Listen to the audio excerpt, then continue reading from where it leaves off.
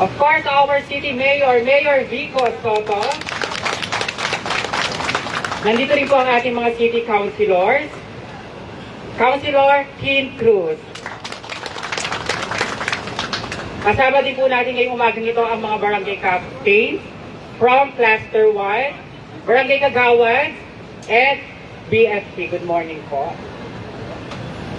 For the opening remarks, may we call on from Barangay San Antonio, Barangay Captain Thomas Raymond Lising. Hey, thank you. Good morning po sa ating lahat. Of course, kay Mayor Vico Soto, Congressman Roman Romulo, Consel Kim Cruz, sa aking mga kasamahan sa paglilingkod sa ating mga barangay, at syempre kay Ma'am Diling. Good morning po sa mga kaibigan po natin mula sa BFP, at syempre ang nag-host din sa ating venue ngayon, ang Okay, kasama po natin si GM Vicky. So, labis po ang aming pagpapasalamat sa Mayor, sa ating mga kinatawan ng City Government sa biyaya na ito. Malaki po may tutulong ng mga fire truck na ito sa aming paglilingkuran sa pagdadala ng serbisyo sa aming mga barangay. Kaya takam na kami dito, Mayor. Actually, na-delay na ito. So, talagang handang-handa na rin kami na maidagdag ito sa aming mga assets, sa aming mga resources. Nang sa ganon ay patuloy kaming maging aligned sa city government sa ating paghahatid ng disaster preparedness na activities sa aming mga barangay. So sa ngalan po ng mga barangay ng lungsod ng Pasig, ang aming pagpapasalamat po sa ating lokal na pamahalaan ng Pasig City. And of course, we welcome everyone dito po sa aming barangay, Barangay San Antonio. So maraming salamat po and good morning po sa ating lahat. Thank you so much po, Kap. For the presentation of fire trucks, may we call on our Chief CDRRMO, Mr. Bryant Merrill Ruiz Q. Wong. Binuo muna kanina, kulang ng Q. Magandang umaga po sa lahat. To Mayor, Congressman, and to Councilor Kim po. And sa mga barangay po natin kasama. So, ang ano kasi nito, ang kwento nito dati, parang 2019, pag-upo po ni Mayor Vico noon at ni Kong Roman, may mga request po ng mga barangay for fire trucks. So during that time po, sabi namin, try po namin. Sabi nga ni Cap Leasing kanina, medyo overdue na, totoo po yun. So try, hanggang sa ito na po siya. Improve na po siya, lahat po ng kailangan na specification, nandiyan na rin po siya, detalyado din po yan. So, ano ba highlight po ng fire truck natin? So, ang fire truck po natin is a 500 gallon po capacity ng tubig. So, isa 2,000 liters po na fire truck and naka-PTO po siya. Hindi na po siya naka-portable pump. So, technically, this fire truck is PTO driven na po siya plus, di ba, plus portable pump. Dinagdag po natin ang portable pump. Let's welcome din po Councilor Volta and City Admin Jaron po. So, yun po, dagdag ko lang po, ano pa bang mga specification yan? So, may PTO ka na, Darley po yung brand, we make sure na long-lasting po yan. Hindi po sirain ng Darley. Kilala po yan, US-made po siya. And yung portable pump, what if may mga barangay dito sa tabing ilog, Pineda, diba? Sample, Pineda. 2 beses na tayo nasunugan sa Pineda. So, kailangan ng portable pump, kailangan ng tubig galing sa ilog. Pwede na po i-deploy yung portable pump dun sa area na yun para panghigop na po sa tubig at pang fire extinguish na po dun sa sunog po mismo. So, those are options. Ano pa ba dinagdag natin dito? Sabi nga ni Mayor, very strictly, sabi nga sa amin nun, ayusin natin yung specification. Dapat hindi tayo mapahiya sa mga barangay. So, ano ba nilagay natin? Pag tinignan niyo po yung second row niyan, yung upuan niya po, parang pang racing car. Diba? Pang racing car. Yan, si Cap nakangiti po. Mamaya, subukan niyo po, Kapitana. Pero ang purpose po niya is not for design. Ang purpose po niya, kasi may pinasama po tayong SCBA. Breathing apparatus, 3 piraso po yan. So right now po, wala pa po siya kasi ang supplier po niyan is supplier po ng BFP po, na markahan lang po ng BFP. But rest assured po, ako po habulin nyo dun sa trouser tsaka dun sa SCBA. Pagdating po sa ayusin lang po namin yung mga yon, then ito turn over po kagad namin sa inyo. Pero right now naman po, magagamit naman po yung truck. So ano pa ba ang features nito? So nung tinignan po natin nung una, pagdating po sa blinker tsaka sa siren po, syempre gusto natin protection ng mga responder natin. Yun ang priority po natin. So ano ba ginawa natin? Dapat pong maliwanag. Naka-plastic lang po to, kaya medyo malabo po. Pero maliwanag po yan. So tanggalin lang po yung plastic, maliwanag po yan for the protection of the responders. And ang siren naman po yan, may built-in na po yan. Kailan nasa 50 to 100 watts lang po. So nung nag-inspection po kami, sabi ni Mayor, inspectionin nyo nga sa Tarlac yan, silipin nyo nga.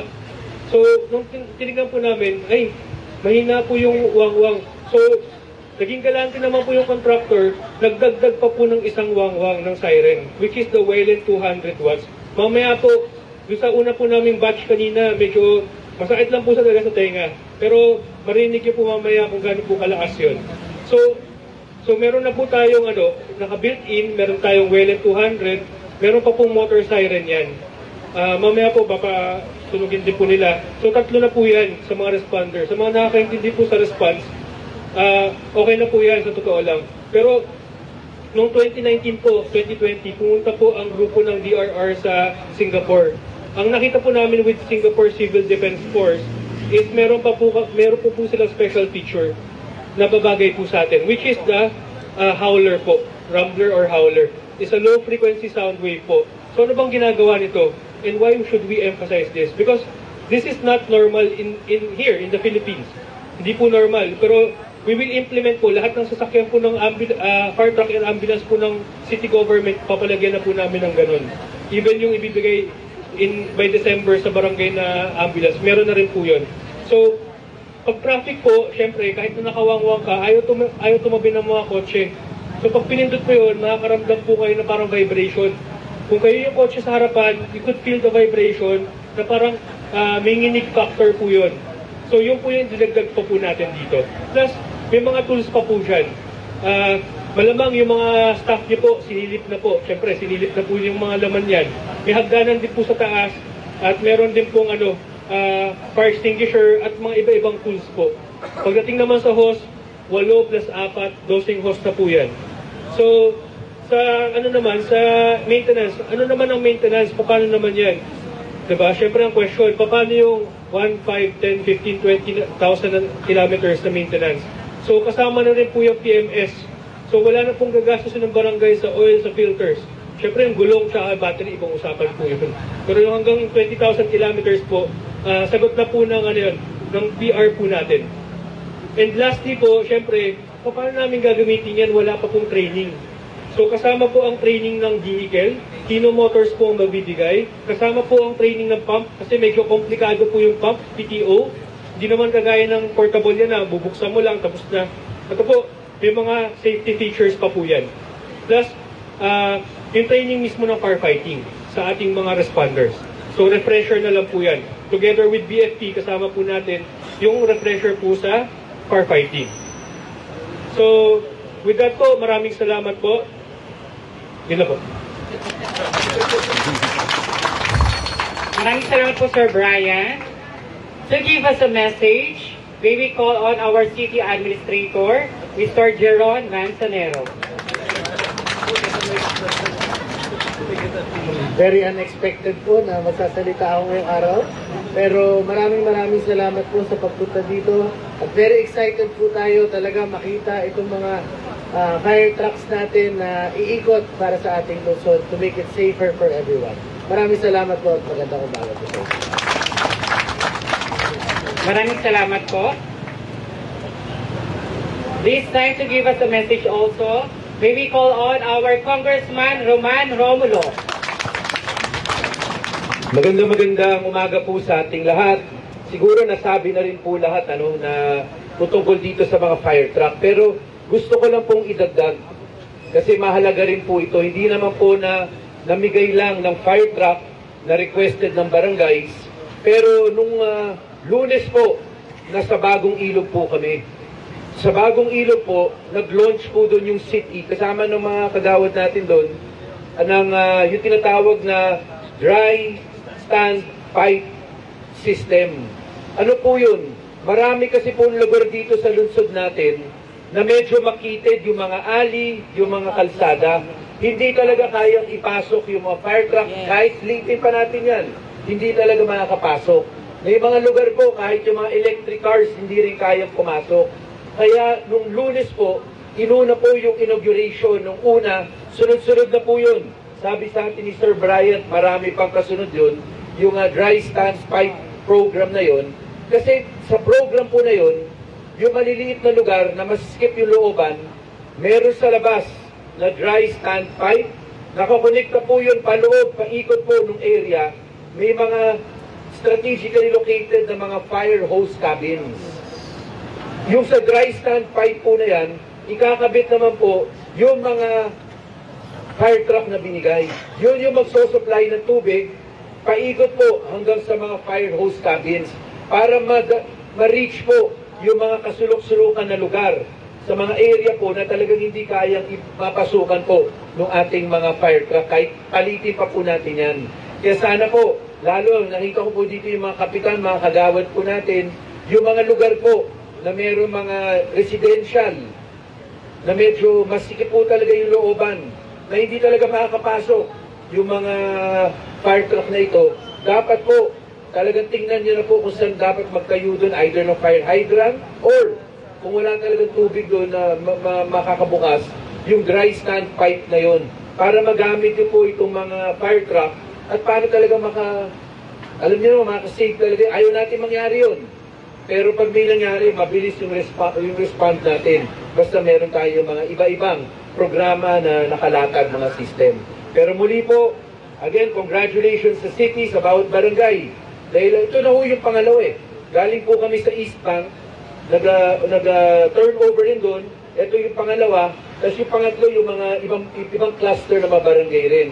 Pero again po, sa mga kapitan po na nag-request nito, maraming salamat sa inyo. Importante po ito para sa constituency po natin. At importante talaga nakakatulungan yung barangay at yung city.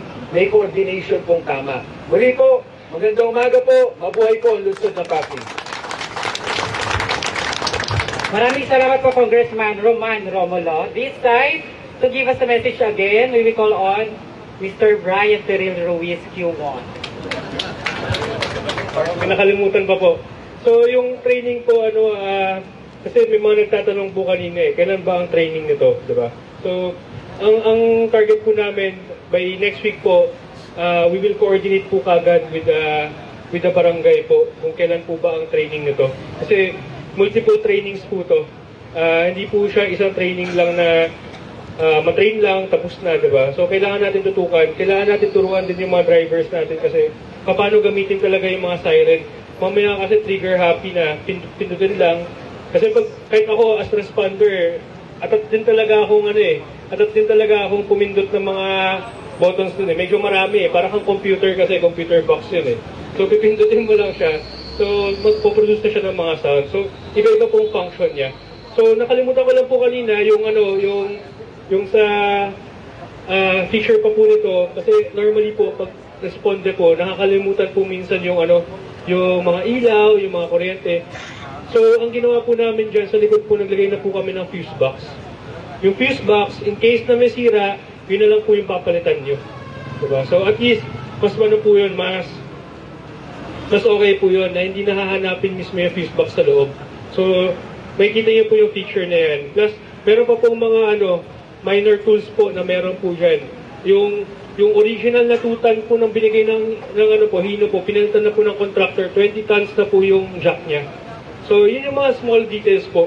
And pag nakita niyo po dito, ito po yung truck na sample natin kila Cap Leasing sa Barangay San Antonio. Sabi nga ni Mayor, yung mga smallest details is very vital. So, pati po yung bintana po, dun sa second na row po, yan po, yung binuksan na nga po. Sakto pagbukas ni Sir Cheche. Yung mga bintanang yan po ay normally kasi walang ganyan, walang bintana. Pero sa atin po, pinalagyan na po natin ng bintana para po sa ventilation po ng ating mga responder. Lalo po pag galing po silang responde, medyo mainit po, pawisan. Siyempre, tas aircon po yan. Aircon na din po yan, double cab po yan. Single cab po siya, pero aircon din po yung likod niya. There's also, welcome po, Councilor Kiko Ruscha. Medyo shock po siya. Yan po. So yun po. Pag may mga questions po kayo, feel free to ask us po. Meron naman pong group chat for Kapitan and may group chat din po for Kagawad ng BDRRM committee po. So, yun po. Maraming salamat po ulit, Sir Brian. This time, pakinggan naman po natin ang message ng ating City Mayor, Mayor Vico Soto. Magandang umaga po sa ating lahat. Pupulan po kayo. Magandang umaga po sa ating lahat. Congressman Roman, sa ating DFP Chief, Ma'am Elaine. Siyempre, ipapasalamat din tayo sa ating mga host ngayong umaga dito sa Barangay San Antonio. Cap Raymond, maraming salamat po. And kanina, doon ka kasi, Cap Raymond. At kay GM Vicky ng Okay, sila rin po ang tumulong sa atin para mag-coordinate po. At napili po natin dito sa Ortigas or sa San Antonio dahil ito po yung isa sa lugar na medyo maluwag. Sa cluster po natin, mga Kap, alam niyo naman po, medyo masikip po ang mga daanan sa atin. At least dito, hindi tayo masyado makaka-istorbo sa daloy po. Sa daloy po ng trapiko. Sa ating mga kapitan, kagawad, iba pang mga barangay official, staff, maraming salamat po sa pagpunta ngayong umaga. Of course, sa ating City Council pala, ito po si Councilor Kim Cruz. Nandiyan din po ang dati po natin kasama sa Peace and Order Department, Councilor Volta. At syempre, si Councilor Kiko. Pagpasensyaan nyo na po kasi medyo malayo po ang bahay ni Consi Kiko dito, kaya nahuli po siya. Kaya po, talagang medyo na-traffic po yata si Councilor Kiko. Ayan po. Para po sa mga hindi nakakaalam, ito po ang home barangay ng ating konsyal. Sa lahat po, sa mga DRMO staff natin, thank you din sa paungan ni Sir Brian Merrill Ruiz Q. Wong. Ang ating city admin, nandyan din po si Attorney Jeron. Ang totoo naman po nito, ang nag-request po nito, hanggang nag-initiate nito ang ating mga kapitan. Kayo po ang nag-request sa akin nito. Siguro, hindi lang nabigay kaagad noong 2019 or 2020, dami na rin nangyari. Pero dito po, ngayon, nandito na yung mga trucks natin. Siniguro po natin na una, maayos siya. Gaya ng mga nabanggit kanina ni Sir Bry, ay yung mga specifications po, talagang tinutukan natin to hanggang sa huling detalye. Siguro natin na maayos to. At nakikita naman po natin yung kalidad po niya, maayos. Kung may problema, may ano po yan, may naka-warranty po yan, pati yung maintenance niyan, hanggang sa 20,000 guys. At po na nabanggit kanina, nabanggit na naman ni Sir Bry, hindi ko na ulitin na yung mga sinabi niya po. Pero ang punto ko lang po, yung lahat ng detalye, tinignan po natin. Siguro natin na legalidad at hindi tayo mapakahiya sa i-deliver po natin sa ating mga barangay. Para sa kaalaman po ng lahat, ang presyo po ng ating fire truck, kasama rin po yung sa barangay, tapos meron din yung sa clean and green, yung sa parks and playgrounds, meron din po. Iba pa po yan dun sa mga pinaayos nating fire truck na existing. Meron tayong mga iba na refurbish natin, pero mukhang bago, mukhang bago. Natanong ako, yung una pang na-deliver, hindi, yun yung mga na-repair, na-refurbish po natin, yun yung sa city. Ito naman po, yung mga bago talaga sa barangay muna natin, and then parks and playgrounds, and clean and green, meron din po sila.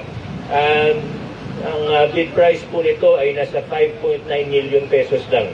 Para po sa nakakaalam tungkol sa mga fire truck at sa mga specs ng fire truck, alam niyo po, maayos na maayos. Kung hindi, medyo mababa nga po ang presyo. Pero pag tinignan niyo po ang quality nito at ang specs, siguro pag narinig po sa ibang lugar na 5.9M ito, magugulat po sila.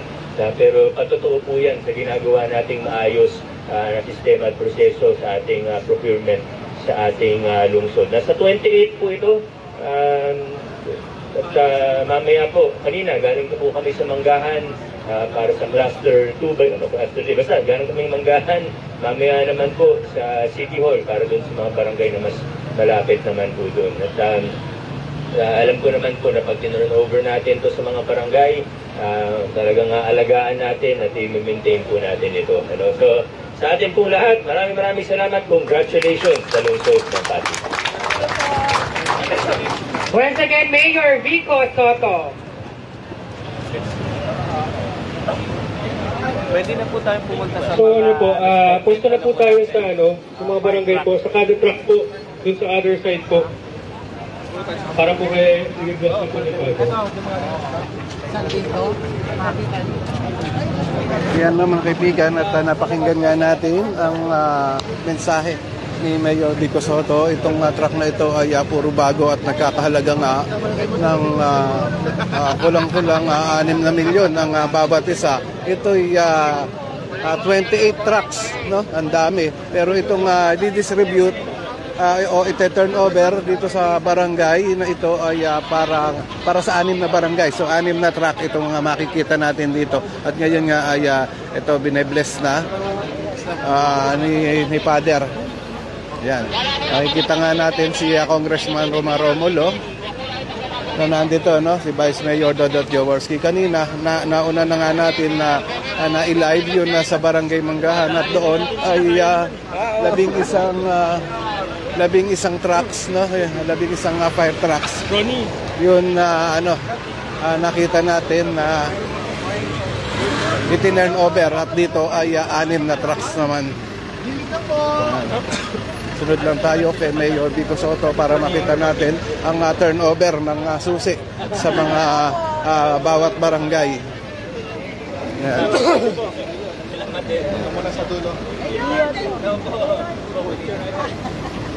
So kita natin, ito silipin natin yung itong truck. Yan. Ito yun nakikita natin, maganda. Maganda ito, yan. Bagong-bago ito. Bagong-bago itong mga fire truck. So, yun. Doon nga ay sisimulan na ni Mayor Vico Soto yun na turnover ng susi at iaabot sa mga barangay. Ito, barangay Captain. Ito, yung barangay Bagong Ilog. Makikita nga natin dito yung mga barangay Bagong Ilog. At nagpa-picture na dito sa truck na tinurn over sa kanila. Ito yung mga bagong fire truck. So dito susunod ay para sa barangay Kapitolyo itong fire truck na makikita natin. Yan, tinurn over na yun na susi. Muna tayo, atras po. Yan. Madaanin po muna natin.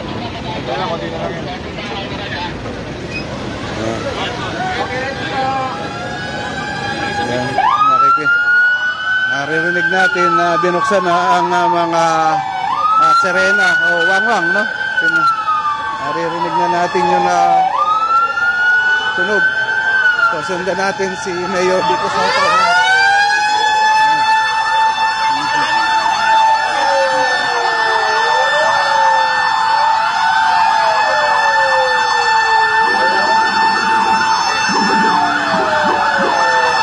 Para sa barangay Urambo, nakita natin.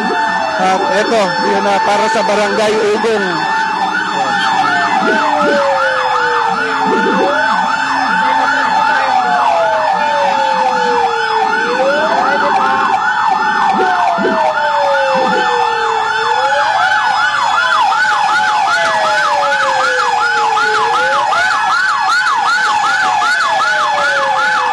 Ito ang para sa barangay Pineda. Nagpaandod pa sa bandang dulo si Mayor Vico Soto. Congressman Romulo naman ay andito na. Malakas yung mga wang-wang nitong fire truck. Mga ito, bagong-bago talaga. Yan, para sa barangay Pineda. Ito naman yung isa ay para sa barangay San Antonio. Ulit ka mga kaibigan, andito tayo ngayon sa Barangay San Antonio kung saan dito ginanap itong turnover ng mga fire truck dito sa lungsod ng Pasig. Ito yun isang cluster. Kanina nga ay nandun tayo sa Manggahan, nakita natin ang 11 truck doon na tinurn over at dito ngayon ay 6. So itong truck na ito ay 28 trucks ito. So meron pang ilan na mamaya ay magkakaroon din ng turnover doon naman sa harap ng City Hall ng lungsod ng Pasig. Ito yun na magandang ginagawa nga ng mga namumuno natin dito sa lungsod ng Pasig na talagang yun na yung pera ng bayan ay talagang nakikita natin na ginagamit sa tama at hindi nasasayang. Maraming salamat din po sa mga city councilors, barangay captain, barangay kagawad, Fred from Okay, and of course, BMC. Thank you so much po. Ayan, at yun na ilan na mga nandito ay gustong makalapit kay Mayor Vico Sotto para makapagpa-picture. Ayan. At ito naman ay siguradong pagbibigyan ni Mayor Vico Sotto, no? Hindi tumatanggi si Mayor sa mga ganitong sitwasyon yun na gustong magpa-picture sa kanya.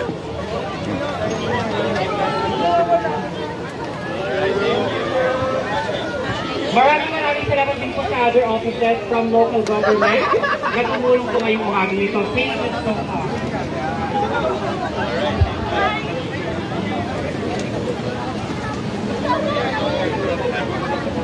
Okay mga kaibigan, at ito nga ang nakita natin mga kaganapan ngayon na oras na ito, no? Naka-live tayo.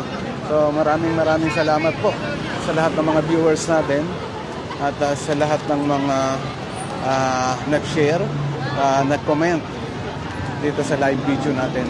Ma'am Tessie Suarez, maraming salamat po.